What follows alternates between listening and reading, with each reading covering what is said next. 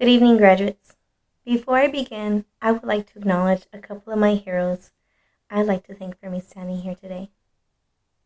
First, my Aunt Lydia, who told me to go back to school when I was feeling frustrated after being laid off of work while being pregnant with my second child. She was a constant motivation and pushed me to achieve my personal best, never allowing me to admit defeat. Secondly, I want to recognize my counselor, Jose Rodriguez from Rio Hondo College. Jose was truly my inspiration for pursuing a higher education focused on counseling. He was a trusted mentor of mine and showed me the difference a counselor can make on the direction of their students' lives. After all, he changed mine and gave my life a newfound direction. As I began the application process here at Redlands, I felt an overwhelming sense of belonging. For this first time, I found a place that directly mirrored my values. The campus was welcoming, and the staff went above and beyond to ensure that I understood the expectations of my program. This filled me with excitement as I eagerly awaited the start of my first term. During that eagerly awaited first term, I had a professor who made my cohort and I participate in an activity I will never forget. This activity was called the Privilege Walk. For this activity, my cohort and I were lined up and asked a series of questions regarding income, ethnicity, education, familiar history, and so on. Depending on your answers, you were asked to either take a step forward or take a step backwards.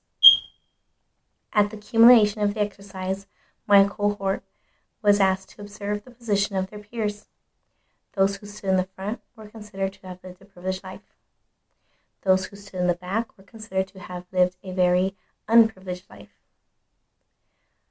I stood at the very end of the line, looking at all my other classmates. At first, I was upset as I considered my past and everything that had shaped me as a person. Feelings of self-doubt and inadequacy flooded my mind. However, my classmates quickly consoled me. They told me that my past experiences and my identifying factors did not define me. They can only shape me and motivate me. The impact of the activity had on me was profound. Yet more profound than the activity were the affirmation words of advice. I remember this encouragement throughout the process of completing my program. At times, it was the only thing that got me through the long nights of completing papers, catching up on readings, and studying for exams. I was going to attain this degree. Now, 2 years later, here I am, a graduate student who has earned her master's degree.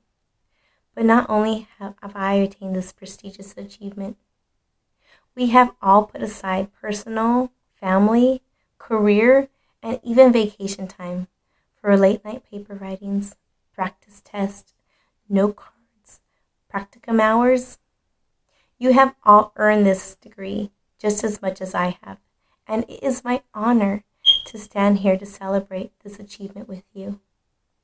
I wish you all the best as you pursue your dreams and go on to use what you have learned here, not only to better the world, but to do better in the lives of the children who will go on to shape our world's future.